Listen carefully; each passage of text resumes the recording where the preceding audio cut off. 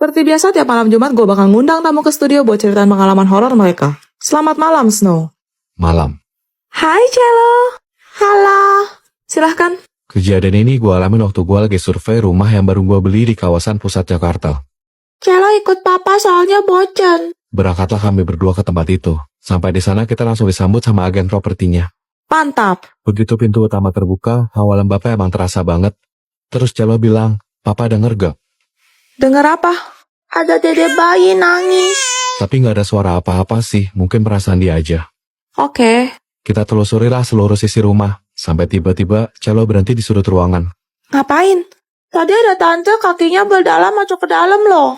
Serius? Ku coba buka, tapi gak bisa. Gua tanya doang ke agennya. Dia bilang kuncinya hilang. Cello haus, jadi kita beli minum di warung terdekat. Belum sempat gua mesen, penjaga warungnya nanya, "Bapak ya pemilik baru rumah di ujung?" Terus? Dia ngomong sambil bisik-bisik, katanya rumah itu dulu bekas praktek bidan aborsi. Apa? Lo gak lagi bercanda kan, Snow?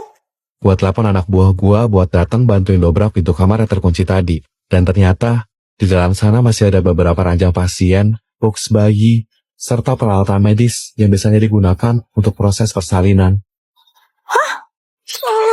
Selamatkan aku dan bayiku. Seperti biasa, tiap malam Jumat gue bakal ngundang tamu ke studio buat ceritain pengalaman horor mereka. Loh, mati lampu ya? Surprise. Happy birthday! Wah, makasih ya, jadi terharu. Karena hari ini spesial, kalau biasanya Tifa yang bawain podcast, Hari ini Cece yang cerita, silahkan. Wah, beneran surprise ya jadinya. Baiklah kalau begitu. Kejadian ini adalah kisah nyata yang aku alami sendiri waktu aku berulang tahun yang keempat. Ih, masih imut kemasan sachet. ini genre horor yang serius dong. Syanda, bersyanda. Oke, lanjut. Aku inget ulang tahun aku dirayain di mall gitu. Terus ada anak cewek pakai gaun biru, rambutnya sebahu, poninya rata, cantik kayak boneka. Aku ajak suster aku buat pergi ke semacam playground gitu. Di sana kita main bareng. Aku suka banget naik koin diputar. Jadi kita berdua duduk di wahana itu. Aku juga minta suster aku fotoin kita pakai kodak mama. Terus, 10 tahun berlalu. umur 14 ya berarti. Iya, aku lagi beres-beres karena mau pindah rumah. Di gudang, aku gak sengaja nemu album foto lama. Pas aku buka, aku kaget banget. Kenapa? Ternyata, di foto yang diambil dulu, aku cuma duduk sendirian, sambil senyum ke arah kiri, yang jelas-jelas kosong. Aku tanyalah ke mamaku, aku cerita juga tentang anak kecil bergaun biru. Setelah dengar, muka mamaku langsung berubah pucat. Karena ciri-cirinya mirip banget sama anak tetanggaku yang meninggal sehari tepat sebelum hari ulang tahunku. Dan katanya dia memang berjanji untuk datang merayakan pesta ulang tahun bersamaku. Jadi dia itu bukan manusia. Selamat ulang tahun, temanku. Seperti biasa, tiap malam Jumat gue bakal ngundang tamu ke studio buat ceritain pengalaman horor mereka. Selamat malam, Bung Fian. Malam, C. Silahkan. Kejadian ini gue alamin waktu gue masih kuliah. Dulu gue sempat ngekos gitu, dan kosannya emang khusus buat cowok. Oke. Sebenarnya ada peraturan dilarang bawa cewek. Cuma karena ada tugas kelompok, gue pikir, yaudah nggak apa-apa. Toh nggak aneh-aneh juga belajar doang. Heeh. Sialnya pas teman cewek gue keluar, kepergok tuh sama bapak kosnya. Diomelin dong. Enggak sih, cuma tatapan matanya itu bikin merinding. Maksudnya? Singkat cerita, suaranya gue dibawain gorengan sama bapak kos.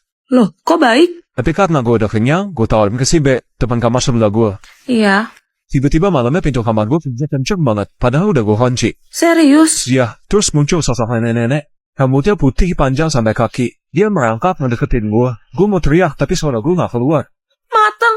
Matanya merah. Dia ngeliatin gue sambil nendus-nendus. Sebadan gue kaku semua gak bisa gerak. Gak lama dia bilang, bukan yang ini. Hah? Setelah itu gelap, gue gak ingat apa-apa. Gue kebangun besok paginya gara-gara ada yang teriak. Kenapa? Teman kamar sebelah gue ditemukan gak bernyawa, C.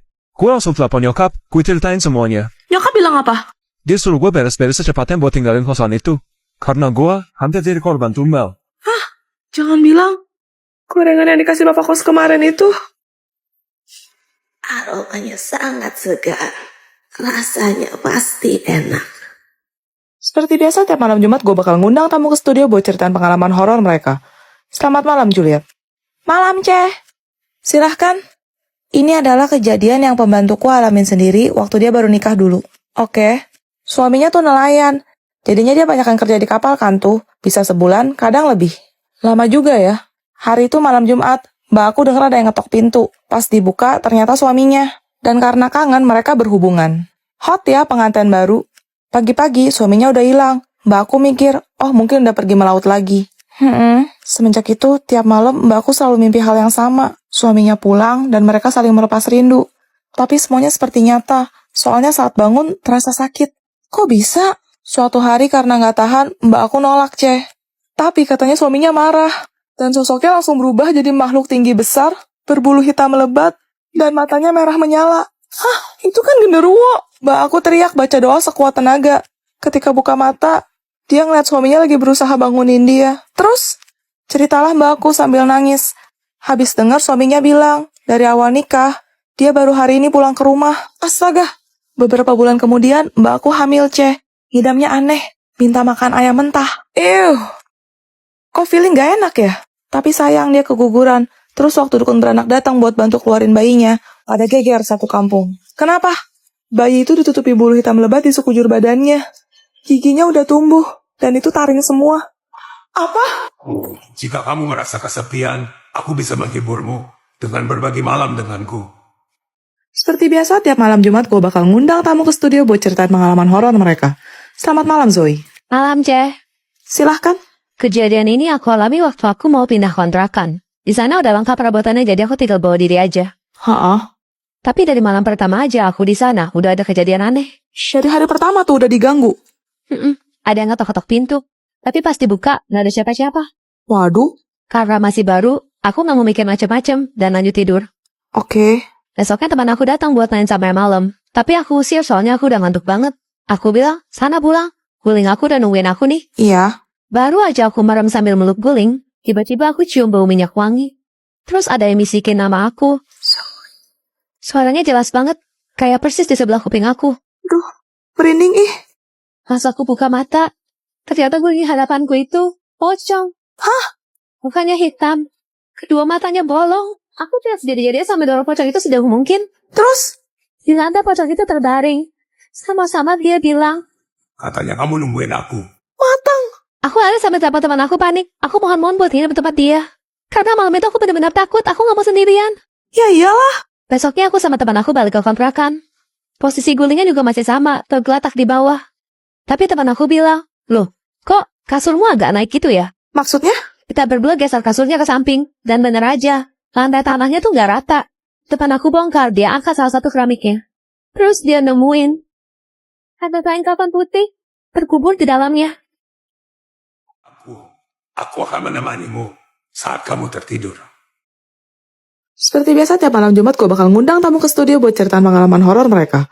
Selamat malam, Snow. Malam. Silahkan. Kejadian ini gue alami waktu gue jadi asdos pas kuliah semester 2. Dosen programming gue ngechat, dia bilang kalau kelas akan dimulai nanti jam 5:30 sore. Ya udah gue sebarin infonya di grup. Dan ya seperti biasa, 5:30 dosennya datang on time. Kira-kira setengah jam dosen itu ngajar, gue dapet chat yang ngabarin kalau dosen programming gue nggak bisa datang karena ban motornya bocor di jalan. Loh, terus itu yang di depan siapa? Gak lama dosennya ngechat lagi. Dia suruh gue meriksa kaki dosen yang berdiri di depan. Jadi gue sengaja jatuhin pulpen gitu buat ngecek. Dan pas gue lihat, ternyata nggak ada kakinya, alias melayang. Hah? Gue buru-buru chat di grup. Gue nyuruh anak-anak keluar kelas satu persatu dari barisan paling belakang tanpa suara. Akhirnya, sisa gue sendirian yang paling terakhir.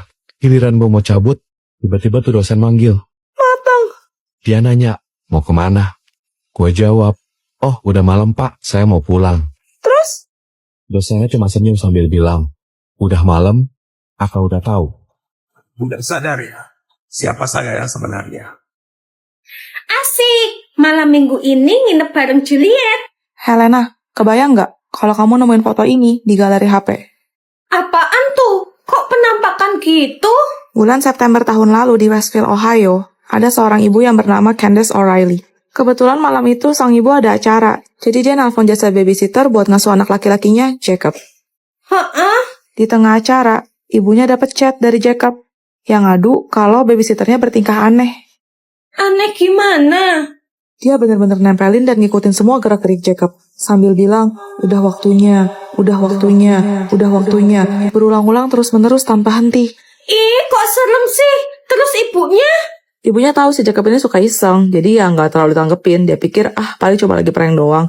Tapi begitu ibunya pulang ke rumah, Kok feelingku nggak enak ya? pintu rumahnya terbuka lebar. Seluruh isi rumah porak-poranda berantakan, kayak ada yang habis maling gitu.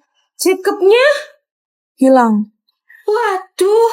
Setelah polisi melakukan pencarian selama 2 minggu, akhirnya HP Jacob ditemukan di sela sofa. Lalu di dalamnya terdapat foto ini. Astaga. Dan yang paling mengerikan adalah Jacob masih tidak diketahui keberadaannya sampai sekarang. Nanti sore kita jadi pergi nonton kan? Jadi dong. Tapi aku cek, jadwalnya sisa malam loh. Film horor gini, emang kamu berani? Iya, nggak apa-apa. Aku pengen banget nonton film itu. Katanya ceritanya serem banget, bikin penasaran kan? Oke, aku pesan ya. Kelar kelas kita cabut. Nggak sabar. Juliet, aku tunggu kamu di parkiran. Ya, baterainya habis. Malah nggak bawa charger pula. Juliet, udah lama? Baru aja. Oh iya, kamu mau popcorn atau minum nggak? Nggak usah. Itu ada sewa powerbank. Aku kesana dulu ya. HP aku lobet sampai mati soalnya. Yuk masuk. Sepi banget ya. Cuma kita berdua loh yang nonton di teater ini. Iya ya, dingin kan jadinya. Ya, nggak ada sinyal. Ya udahlah, yang penting udah nyala nih HP. Snow, kamu nonton ini emangnya nggak takut? Ya enggak lah, ini kan cuma film. Pasti palsu semua setannya. Ada apa nih? Snow, kamu di mana? WA kamu kok centang 1. Telepon juga nggak diangkat. Ya udah kita batal nonton aja. Aku bete, aku mau pulang. Bye. Terusnya di sebelahku ini siapa? Kenapa, Snow?